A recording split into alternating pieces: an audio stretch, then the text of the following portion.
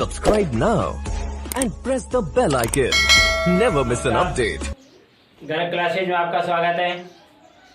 हम पढ़ रहे हैं कक्षा 10 गणित 2021 नए सिलेबस के आधार पर NCERT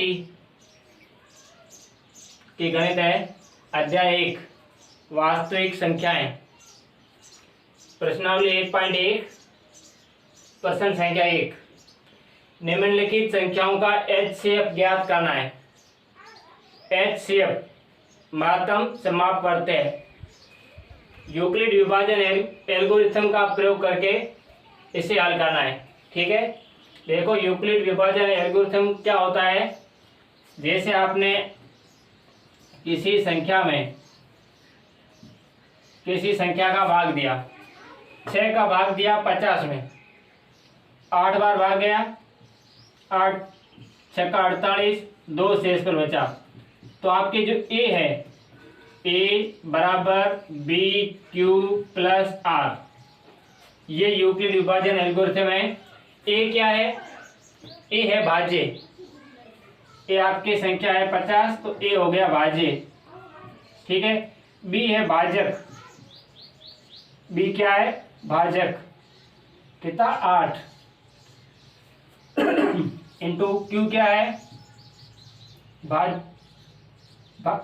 बी है भाज्य 6, क्यू क्या है? भागफल 8, और आर क्या है? शेषफल। ठीक है, दोबारा समझे ऐसे। भाज्य बराबर भाजक इंटू भागफल प्लस शेषफल, ये होता है। ठीक है, ए यानी भाज्य, बी भाजक है, क्यू भागफल है, आर शेषफल है। संख्या है 135 और 225 का HCF ज्ञात करना है। तो लिखेंगे यूक्लिड विभाजन प्रमेय द्वारा, यूक्लिड विभाजन प्रमेय से। ठीक है, यूक्लिड विभाजन प्रमेय तो आप लिखेंगे ए बराबर बी क्यू प्लस आर, ये आ गया यूक्लिड विभाजन प्रमेय। ठीक है, और इसमें क्या होता है? आर शेषफल होता है, इसके बराबर 0 भी हो सकता है। और 135 और 225 जो है, इनमें बड़ी संख्या कौन सी है? 225। तो हम लिखेंगे 225 बड़ी है 135 से। ठीक है, 225 जो संख्या है 135 से बड़ी है। तो अब 225 और 135 का क्या करेंगे? यूक्लिड विभाजन करेंगे। क्या करेंगे? यूक्लिड विभाजन करेंगे। यहाँ रफ काम है, आप समझते जाएं। तो 225 बड़ी संख्या है, इसमें भाग देंगे 135 का। ठीक है, क्या करेंगे? बड़ी संख्या में छोटी संख्या का भाग देंगे। 135 का जब 225 में भाग देंगे, भाग जाएगा एक बार। 135, 5 में 5 गए 0, 2 में 3 नहीं गया, यहाँ से हासिल आए, 12 में 3 गए 9, और 1 में 1 0। ये कितना बचा? 90। 90 शेषफल है। तो आप इसको आगे हल करें। देखो 135 225 है, तो हम यहाँ लिखेंगे 135 एक ही जगह रखेंगे 225। ठीक है, फिर बराबर बी। बी क्या है? भाजक। कितनी बार भाग किसका दिया? 135 का। भाग गया एक बार। कितनी बार भाग गया? एक बार। शेषफल क्या आया? 90। शेषफल क्या आया? 90। तो 90 जो शेषफल है, ये 0 के बराबर नहीं है। बराबर नहीं है, तो हम यहाँ लिखेंगे ये चरण नंबर 1 है। चरण 1, जहां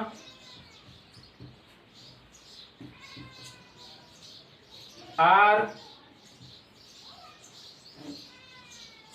90 है, आर बराबर जहाँ आर बराबर 0 नहीं, आर यानी शेष पर आया, 90 बराबर 0 नहीं लिख सकते हो, जहाँ आर बराबर 0 नहीं। जैसे लिखें, अगर आप यहाँ लिखते हैं आर की जगह कि भाई 90 बराबर 0 नहीं, ठीक है। आपको क्या चाहिए, यूक्लिड विभाजन में शेषफल 0 चाहिए, तभी आपका एचसीएफ निकलेगा। तो देखो 90 में भाग दे दो, ये जो 90 है 90 का भाग देते हैं 135 में, 90 का भाग देंगे 135 में, एक बार भाग गया ये 90, 5 13 हो गए 4। चरण दूसरा 135 बड़ा है किससे, 90 से, तो 90 का भाग दिया 90 का, कितनी बार भाग गया, एक बार, प्लस शेषफल कितना बचा 45। तो हम लिखेंगे जहां 45 बराबर नहीं है किसके, 0 के, 45 बराबर 0 नहीं है, तो 45 को भाजक बना दो और भाग दे दो 90 का, कितनी बार भाग गया, 2 बार, शेषफल क्या बच गया 0। बोले ये एल्गोरिथम लगाएंगे। चरण तीसरा 90 बराबर 45 का भाग दिया, 2 बार भाग गया, शेषफल कितना आया 0। अब लिखेंगे जहां शेषफल बराबर 0, शेषफल 0 आ गया, तो आपका जो अंतिम भाजक होता है वो आपकी एचसीएफ होती है। अतः अंतिम भाजक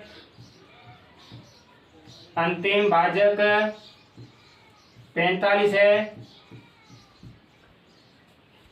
तो एचसीएफ भी क्या रहेगा, अंतिम भाजक। जो अंतिम भाजक आपने अंतिम किसका भाग दिया है, 45 का भाग दिया था, तो एचसीएफ क्या आएगा 45।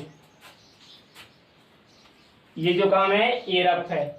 देखिए ऑप्शन नंबर 2, 196 और 38,220 का क्या निकालना है, एचसीएफ निकालना है। किस विधि से, यूक्लिड विभाजन प्रमेय से, ठीक है, यूक्लिड विभाजन एल्गोरिथम से निकालना है। तो देखो हम यहाँ लिखेंगे 38,000 चरण नंबर 1, इसको आप यूक्लिड विभाजन पहले लिख दो। क्या होता है यूक्लिड विभाजन, ए बराबर B into Q plus R. चरण नंबर 1 38,220 बड़ी संख्या है किससे, 196 से, ठीक है। तो आप भाग देंगे 38,220 में 196 का भाग देंगे, ठीक है। तो हम यहाँ लिखेंगे 38,220 बराबर, जैसे ए 38,220 है, फिर बराबर बी, भाग कितनी बार गया वो लिखना है। 196 है, ये 382 है, एक बार भाग दे दो, एक बार आया 196। अब सही घटा दें, 2 में 6 नहीं घटा, यहाँ से उधार 12 में 6 गए 6, 7 में 9 नहीं गया, 17 में 9 गए 8, और ये 2 में 1 गया 1, 186 आया, पूरा भाग कर दो, पहले तो उतार दो 2, 1862 में भाग देंगे 196 का, जैसे 9 बार भाग करते हैं, जैसे 196 इसको 19 अगर हम समझें तो 10 बार से 190 होता है, और 196 समझें तो 1960 होता है, लेकिन हम 10 बार भाग नहीं दे रहे, 9 बार दे रहे हैं। 9 चक्का 54 असल 5, 9 में 81 और 5 86 असल 8, 9 और 8 17, 1764, कितनी बार भाग गया 9 बार। सही घटा दो, 2 में 4 नहीं गया, 12 में 4 गए 8, 5 में 6 नहीं गया, 15 में 6 गए 9, और पीछे बच गया 0, कितनी बार भाग गया 9 बार। अब 98 बचा है, इस 0 को उतार दो, कितना है 980, ये 196 है। इसको अगर हम 19 समझें तो इसको 98 समझें तो 5 बार भाग जाएगा। 6 पंजा 30, असल 3, 9 पंजा 45 और 3 48, ठीक है। असल 4, 5 एकम 5 और 4 9, 980। कितनी बार भाग गया? 5 बार। कितना आया? 980। शेषफल क्या बचा? 0। देखो एक ही बार भाग देने से शेषफल 0 आ गया, ठीक है। तो हम क्या करेंगे? 38,220 में किसका भाग दिया? 196 का, तो बराबर 196 का गुणा कितनी बार भाग गया? 195 बार। 195 बार प्लस प्लस शेषफल क्या बचा? शेषफल 0। तो हम लिखेंगे जहां शेषफल बराबर क्या आ गया? 0। शेषफल बराबर 0 आ गया, अतः अंतिम भाजक क्या आया? आपने अंत में भाग किसका दिया है? अंतिम भाजक। अंतिम भाजक है 196। अंतिम है, इसी के बाद में किसी का भाग तो दिया नहीं आपने, 196 का ही भाग दिया है। अंतिम भाजक 196, ठीक है। अतः HCF किसका? 196 और 38,220 का HCF क्या आ गया? 196, ठीक है। बिल्कुल आसान है। ऑप्शन नंबर 3 है 867 और 255 का क्या निकालना है? HCF। तो 867 और 255, तो हम यहाँ लिखेंगे चरण नंबर 1, यूक्लिड विभाजन प्रमेय से a बराबर BQ प्लस R होता है। तो बड़ी संख्या कौन सी है? बड़ी संख्या 867, यहाँ लिखेंगे 867 बड़ी संख्या है किससे? 255 से। तो हम यहाँ लिखेंगे 867 बराबर भाग देंगे किसमें? 867 में। किसका भाग देंगे? 255 का। कितनी बार भाग जाता है? ये 255 को आप 250 समझो, ठीक है, या 25 समझ जाओ, और 867 को 86 समझो, 80 समझ जाओ। 25 का भाग 86 में जैसे देते हैं तो 3 बार जाता है, ठीक है। तो 255 गुणा 3 करते हैं, 3 पंजा 15, असल 1, 15 और 1 16, असल 1, 3 दूनी 6 और 1 7। तो 3 बार भाग गया 765। सही घटा दो, 7 में 5 गए 2, 102 बच गया। शेषफल 102 बचा। अब देखो 867 में बराबर भाग किसका दिया? 225 का, बराबर 225 गुणा भाग कितनी बार गया? 3 बार, प्लस शेषफल क्या आया? 102। शेषफल क्या आया? 102। तो हम यहाँ लिखेंगे जहां 102 बराबर 0 नहीं है, यानी 102 जो शेषफल है आपके 0 के बराबर नहीं है। शेषफल अगर 0 के बराबर आता है तो ही वो HCF बनेगा। अब देखो पुनः वही एल्गोरिथम लगाएंगे पुनः, ठीक है। किस में लगाएंगे? अब 255 और 102 में। चरण नंबर 2, 255 बड़ी संख्या 255 है, इसको कर दो भाजक और यहाँ लाओ 255 को। 255 में 102 का भाग देना है, दे दो। 2 बार भाग गया 204। देखो 102 का भाग 255 में कितनी बार गया? 2 बार। तो 255 बराबर 102 गुणा भाग कितनी बार गया? 2 बार, प्लस शेषफल क्या आया? 51। तो हम लिखेंगे यहाँ पर जहां 51 बराबर 0 नहीं है, 51 बराबर 0 नहीं है। 51 बराबर क्या आना चाहिए? 0, लेकिन नहीं आया। तो हम क्या करेंगे? 51 में, या 51 का भाग देंगे 102 में। 102 जो बड़ी संख्या है इसको भाज्य बढ़ाओ। चरण नंबर 3, 102 में भाग देंगे 51 का, और 51 का भाग कितनी बार जाएगा? 2 बार। कितनी बार जाएगा? 2 बार। शेषफल कितना बचा? 0। तो 51 का भाग गया 2 बार, प्लस शेषफल बच गया 0। तो हम लिखेंगे जहां शेषफल बराबर 0 है। शेषफल क्या है?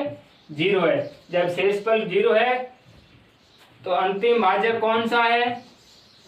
अंतिम भाजक 51। कौन सा है? अंतिम भाजक 51। तो यही आपकी एच शेप रहेगी। देखिए प्रश्न संख्या 2, दर्शाइए कि कोई भी धनात्मक विषम पूर्णांक, धनात्मक यानी प्लस में माइनस में नहीं, विषम, एक सम होता है दूसरा होता है विषम, 1 3 5 7 ये विषम है। कोई भी विषम पूर्णांक 6q+1 या 6q+3 या 6q+5 के रूप का होता है जहां ए कोई पूर्णांक है।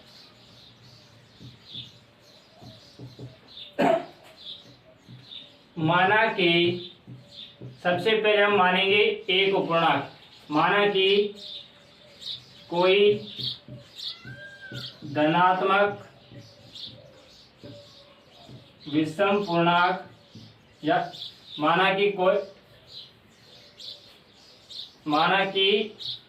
ए कोई पूर्णांक है। ए क्या माना? पूर्णांक है। माना कि ए कोई पूर्णांक है, ठीक है। ए को आपने मान लिया पूर्णांक।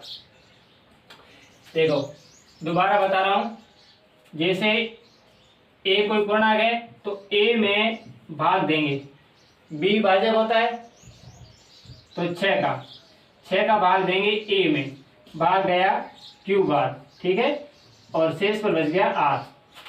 ए में भाग दिया 6 का, भाग कितनी बार गया? क्यू बार, शेष पर क्या बचा? आर।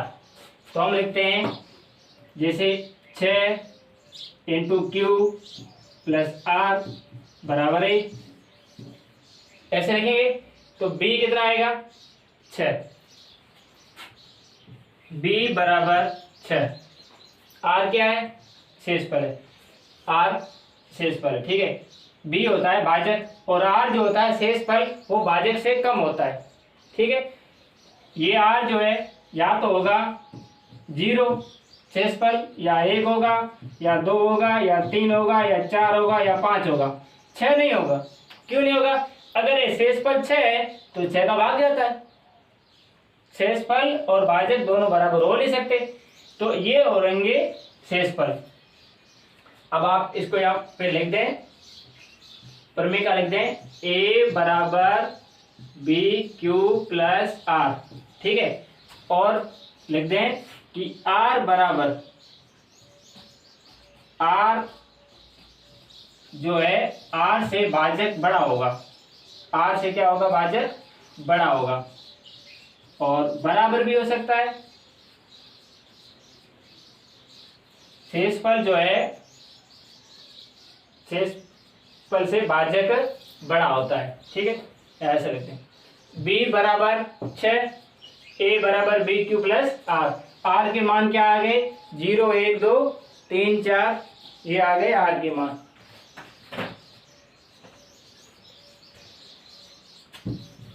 अब हम लिखेंगे R के संभव मान। R के संभव मान यानी जब भाग आप 6 का दे रहे हैं, 6 का भाग दे रहे हैं, तो R के मान होंगे 0 1 2 3 4 और 5। शेषफल ही आएगा, भाजक से शेषफल कम आता है। R के संभव मान ये आगे, जब R का संभव मान ये आता है तो A का मान क्या रहेगा? A का मान क्या रहेगा?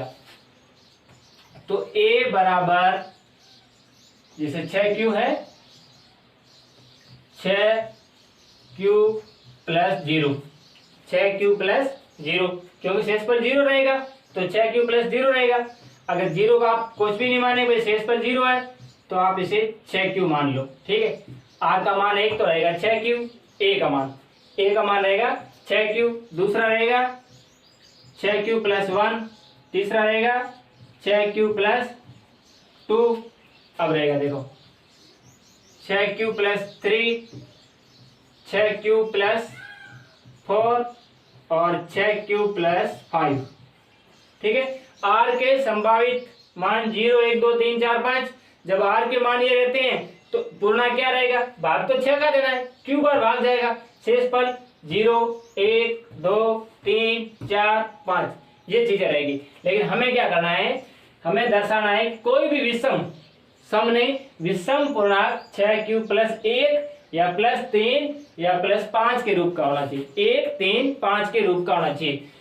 जो सम संख्या होती है वो पूरी पूरी 2 से भाज्य होती है। ठीक है, सम संख्या 2 से पूरी पूरी बार भाज्य होती है। हमारे पास जैसे 6 में 2 का भाग दे दिया, कितना बचा 3 दूसरी संख्या है 6 प्लस 2, तो इसमें 2 का भाग दे दो, इसमें भी दे दो और इसमें भी दे दो। इसमें भाग गया 3 और इसमें भाग गया 1 बार, यानी भाग पूरा पूरा जा रहा है। इसमें भी 6 प्लस 2 में भी जा रहा है, 6 प्लस 4 में भी भाग जाएगा, 2 का भाग इसमें जाएगा 3 और इसमें जाएगा 2 बार। ये तो भाग पूरा पूरा गया। इन संख्याओं में भाग गया है 2 का पूरा पूरा, इसलिए ये तो हो गए सम धनात्मक पूर्णांक। ये कौन से हो गए, सम धनात्मक पूर्णांक। हमें कौन से चाहिए, विषम धनात्मक पूर्णांक। इसके सिवा जो बचता है 6 को छोड़ दो, लिख दो यहाँ पर, अतः 6 प्लस 2, 6 प्लस 4 2 से विभाजित है। किससे, 2 से विभाजित है। जब 2 से विभाजित हो गई तो ये सम हो गया। ठीक है, और शेष जो संख्याएं बचती वो 2 से विभाजित नहीं है। शेष जो संख्याएं हैं वो 2 से विभाजित नहीं है, इसलिए 6 प्लस 1, 6 प्लस 3 और 6 प्लस 5 ये एक विषम धनात्मक पूर्णांक है। विषम धनात्मक पूर्णांक है।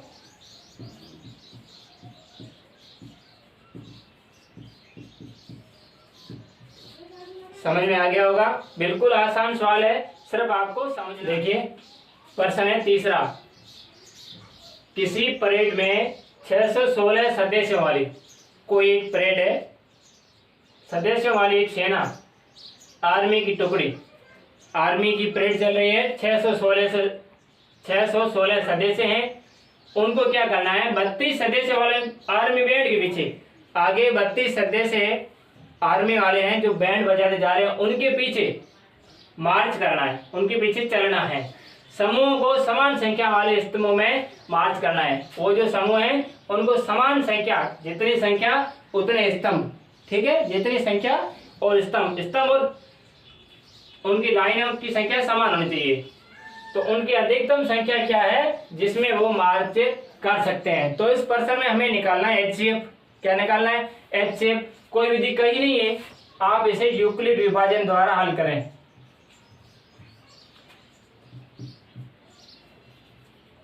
छह सौ 16 बड़ी है, 616 और दूसरा है 32। अब आप लिख दें यूक्लिड विभाजन द्वारा, यूक्लिड विभाजन प्रमेय का द्वारा यूक्लिड विभाजन प्रमेय का द्वारा या प्रमेय का से। और यूक्लिड विभाजन प्रमेय का क्या होती है, A बराबर B into Q plus R। अब एक यानी पूर्णांक आपका क्या रहेगा, इन दोनों में बड़ी संख्या कौन सी है, चरण 1 616 जो है वो बड़ी संख्या है, किससे, 32 से। 616 क्या है, 32 से बड़ी संख्या है। 616 जो है 32 से बड़ी संख्या है, तो हम 616 और 32 का क्या करेंगे, यूक्लिड विभाजन करेंगे। ठीक है,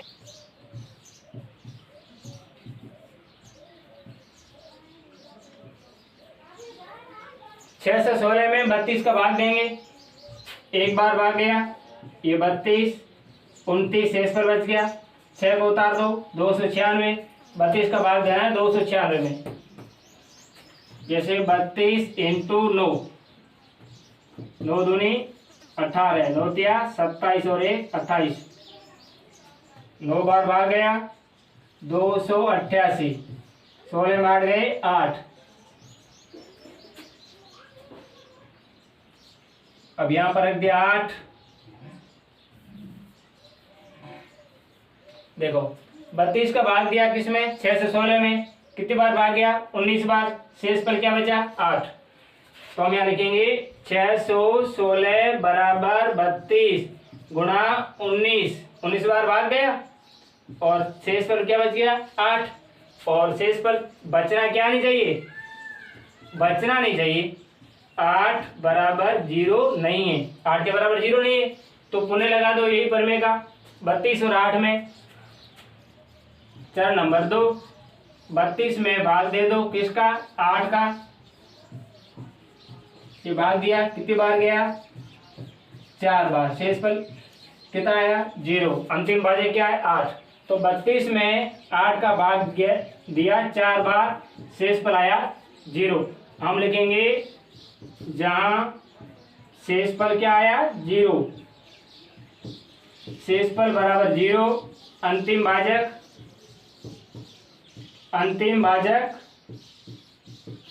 8 है, अतः HCF क्या आई, 8।